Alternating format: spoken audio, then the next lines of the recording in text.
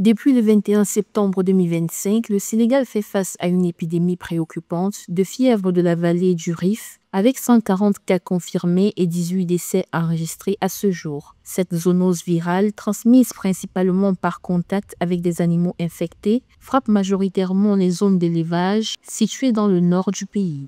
Inciter les populations à utiliser ce qu'on appelle les moustiquaires imprégnés. Parce qu'aujourd'hui, ce qu'on a constaté, c'est que la transmission elle est majoritairement vectorielle.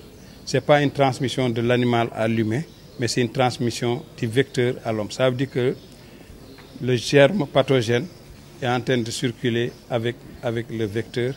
Donc ce qu'on souhaiterait, c'est qu'il y ait quand même une barrière, et cette barrière doit être incarnée par l'utilisation de moustiquaires imprégnés.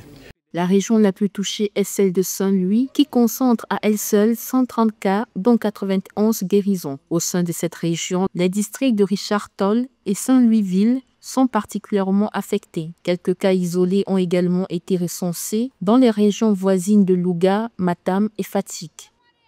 On voudrait aussi que les populations collaborent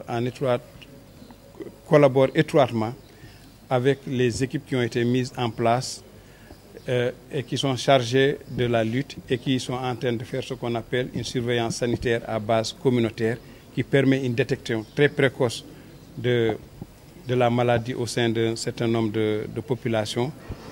Face à la propagation continue de la maladie, les autorités sanitaires sénégalaises recommandent une approche intersectionnelle pour prévenir la fièvre de la vallée du Rift, surtout dans les zones rurales d'élevage. Par ailleurs, avec 6 cas de variole du singe recensés, l'État invite la population à respecter rigoureusement les mesures de protection et à consulter sans délai dès l'apparition des symptômes.